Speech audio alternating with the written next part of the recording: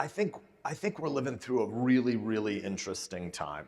We don't have the right institutions for higher ed, but we need a lot of new and more dynamic, more interesting institutions for 15 to 25-year-olds. 100 years from now, when we look back on our moment, I don't think we're going to talk about our politics hardly at all. What we're going to say is we were living through a digital revolution, a technological revolution that disrupted the economy and culture, and therefore had lots and lots of downstream effects, including in our politics. But the much more fundamental thing is, throughout almost all of human history, people worked with atoms.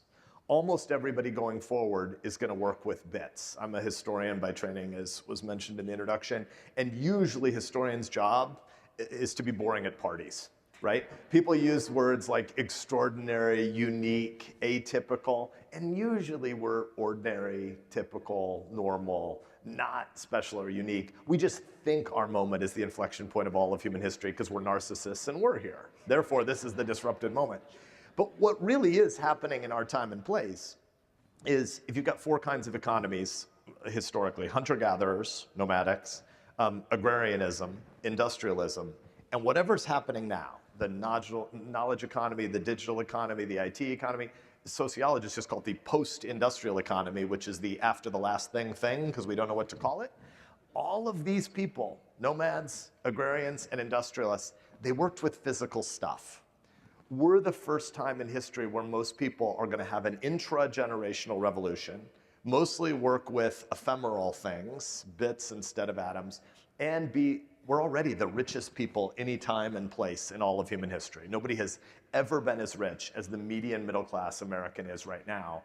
And we sit on the front end of a hockey stick where it's gonna go way higher. We are well within a generation. I don't know if it's 5 years away or 15 years away, but we're well within a generation where we're all gonna have robots working for us that build other robots, right?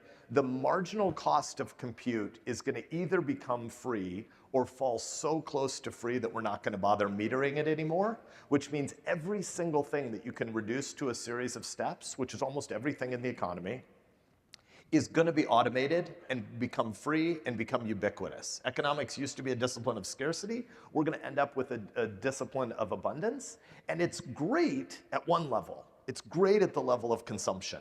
Being the richest people ever, lots of upside. Here's what's terrible about it. Humans aren't ultimately about more marginal consumption. We're about love of neighbor and service and meaning and community and hunts and production and work.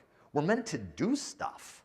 And right now, we're raising a generation of people. This is my long-winded edge of morphine circuitous path to Shannon's question about why I left the Senate to become a university president again.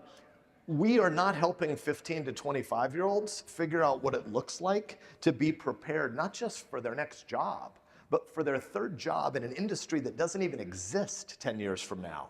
And we're heading into a world where everybody's not just gonna have a midlife crisis, we're gonna have a third life crisis and a quarter life crisis, because you gotta figure out how to get trained to do a new kind of thing to serve your neighbor. And no generation's ever had to do that before. And oh, by the way, it's gonna happen in the midst of superabundance, which tends to make us really, really stupid.